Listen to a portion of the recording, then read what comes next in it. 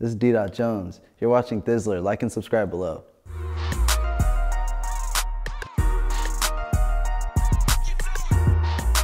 Oh man, yeah. I started making music when I was like, I don't know.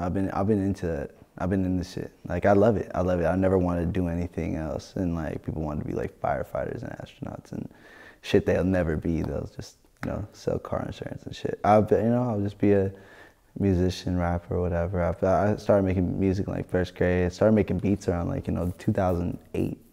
I was like, how long was that? I was like 12, 10, 11, something like that. Go make beats at the Apple store when my mom's at the mall shopping. I emailed myself. Then I was just any Mac I had access to, I just go on GarageBand, make beats. I still make beats on GarageBand to this day. Same way. Just I'm just really good at it now. And middle school, I started putting out all my own records, just making all my own music with a mic, little like $100 USB mic, just recording them, just by myself, making all my own beats, engineering my own stuff, making my own album art, like doing my own internet stuff. I was on SoundCloud like since like 2010, like fun stuff, like discovering like all the new ways, all through everything, being into that stuff. And then I was with I started producing for like kids that were in high school, like seniors in high school that were like trying to rap when I was like in 8th grade or something like that. Started making beats for them. And then I was in me and some friends started this thing called like Go for Broke. It's Go for Broke. It's like on my hands and stuff. That's what my hands say. And we had a crew. We were rocking for a while, doing a lot of stuff. And then people just went their separate ways. There's a lot of they're all still cool now. All still doing like good stuff. And now I was doing just like my independent stuff. Then I ran into like an artist named Poke Chop from like Antioch, Pittsburgh area, and he had this third-party label deal with Empire before they signed to Universal, before Empire did the merger and stuff. So I was on like a third-party distribution, dropping records just to get them out there on the retailers without me having to do nothing. I finessed basically the whole way through and just like and came to that. Then I started putting out my own records still at the house, still doing stuff. And then a lot of my records were like, getting a little bit more just, I guess, attention. So then I just broke off.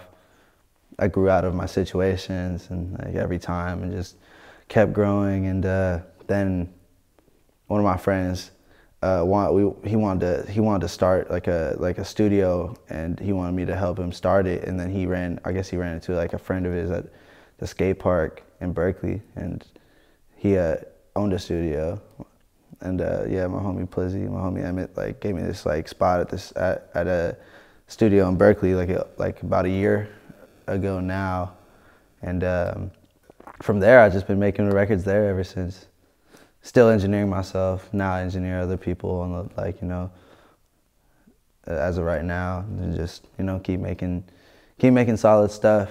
And then, just kind of grew off from there. But I've always been doing music since I was very young, like I didn't have any inclination to do a lot of other things. I mean, I like skateboarding. I was really proficient at like a lot of stuff I did. Like I did skateboarding, photography for a while.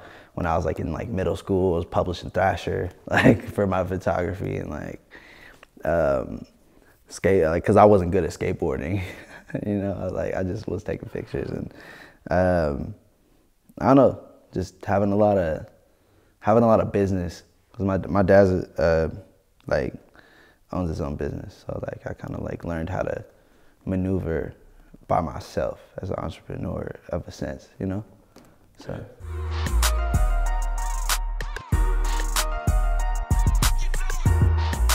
Co-Vibes project, my manager Cam, my manager Kodak, he throws a lot of parties. He's part of this thing called the Culture Junkies in Oakland. It's like a big old thing where they throw a bunch of shit. Like they throw a bunch of cool ass little like parties, day parties and shit. And they were linking up to do something, and I met him at the studio over on 15th Street in the Calculated store.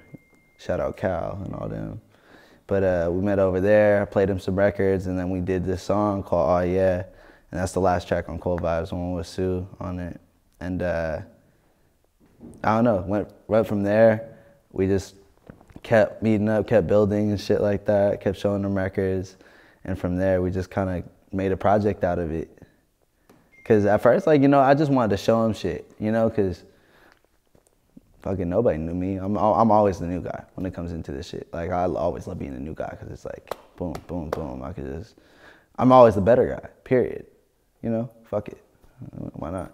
So I just do it and just do it well and let the impression be the impression. Criticism be criticism. I always just, you know, keep it going. But linking up with Daghe was really cool because we're both super strong ass personalities, like really fucking intense everything. And he's just a master of like, you know, like a master of the arts too. Like had a creative class, a clothing brand. He was a photographer hella long, DJ. Then he's just started. I was his first venture into producing, and you know, this shit's.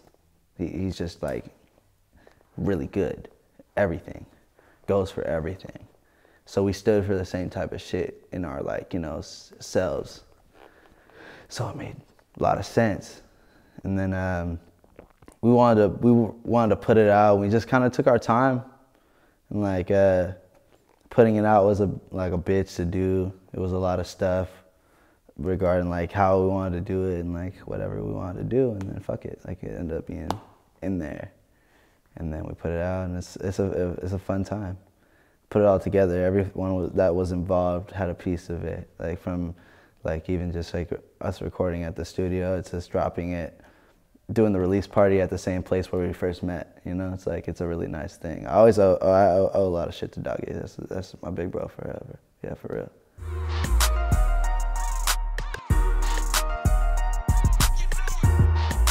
Oh no, those are all like. Through Daghe, like I was able to like be around all the guys, and I've always been a fan, like of course. Like my first show I ever opened for was like Skipper and yeah, Skipper for the Up record. Sue wasn't there. Yeah, you know the rest. But basically I liked it. I've loved it since I was a kid. Loved making those beats, hearing those beats shaped me and stuff, and it was just fun to be around like that stuff, because it's like awe-inspiring in a way, because you know I was just like, you know, it's like really cool, you know, just I always have that place in my heart for like the gang's music and stuff like that, and the relation that it has is basically just kind of grown through the times I've been around, and now it's now I just hit Gadget and be like, yo, just put the video up, because they just want to, like, you know, they fuck with me and they support me, and I support them. I support them the whole time. So that's like, you know, I love those guys, man.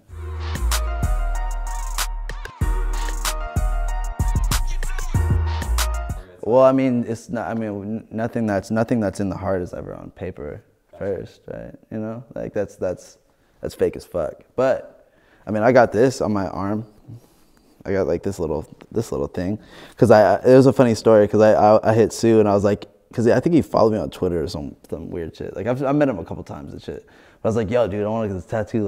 Like, can I do it? He blessed me. He's like, yeah, join us. And I'm like, oh yeah, sure, whatever. And then he tweeted like, welcome to HBK gang, D.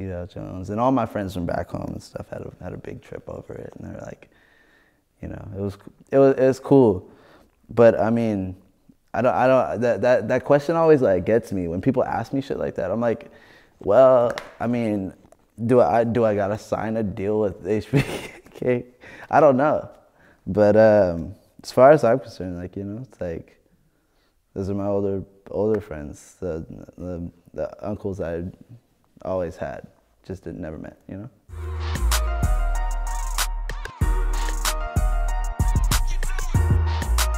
I have a bunch of records, period. You know what's kind of funny is that just like, I have a bunch of records, period. Right now, I'm working on Now that the holidays are coming up, like, I mean, right now, I mean, we're in like November when this is filmed. So like, I'm doing a lot of stuff. I just got this new little partnership with Hint Water. You ever heard of Hint Water? Have you ever heard of Hint Water? Go drink Hint Water right now. Hint, H-I-N-T. It's essence water. And so like I'm pairing up with them. We're gonna do some like, I don't know, give some water to schools, do a little skate park stuff. But like between that, like I just wanna give. So I have a lot of records coming and I don't know what's next, but I have like 4 albums done. I have the whole year done, damn near. And it's all about, you know, what I could do to fuck it up. But I can't give nobody nothing right now. I can't say, but I can say, pay D-Dot's out now. You better stream that motherfucker right now. Spotlight remix out right now. You better stream that. Shout out Sue. But I don't know. I got a bunch of records, and y'all gonna see what's gonna happen. Period. Period. Period. Period. Period. Question mark.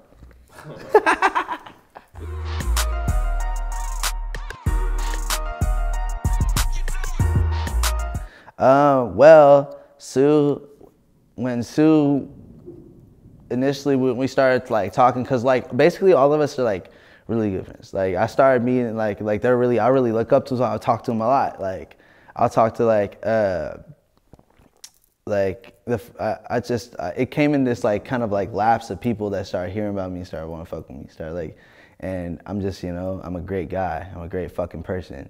So obviously it's like we can joke, we have jokes around, like, and everybody come to the studio, and they sent me the record, or no, Sue sent me the record. He was like, oh, I wanted you on this for my album. I want to get TOBI on it. And TOBI already records over, he lives in Berkeley, or he's like from Berkeley, so like I've recorded with him a couple times over there. And I also produced the record Cold Nights by Pimptobi. That's a cool record. So I did that. So we already have rapport. And Sue wanted him on it, so I hopped on the verse, and then I seen TOBI just walked in like the same day. And I was like, oh shit, thanks. Heck yes, let's do it. So I recorded his verse and I engineered his, sent it over to Exclusive, their engineer, or Sue's engineer. And it was supposed to make the album, but I think something came up with the publishing numbers or splits or something, and he just saved it. And then it just came out later. And that was cool. I thought it was gonna make it. I was hella bummed that it didn't. And I thought he was just gonna hold on to it and just shelve it, but it happened, and I was really excited. It really made me feel great. It's fucking tight as fuck. Cause like I have friends out the cuts, like, cause I've lived a lot of places, just like everywhere, just like, you know, the farther you get away from the Bay, like there's just like the harder the Bay Area fans are. They're like really, really intense, like loving love. I mean, of course there's like hella love over here, but it's just like people in like fucking Fresno, oh my God, they'll kill people for you and shit. I'm just kidding. But like, so I was able to just like excite all my friends, like, you know, like all my friends from like high school and stuff. They're like, oh man, this is so cool. And it's like, it's amazing. It's amazing. It was an amazing feeling. So I gave it my all, just gas that shit. Period. Period. Period.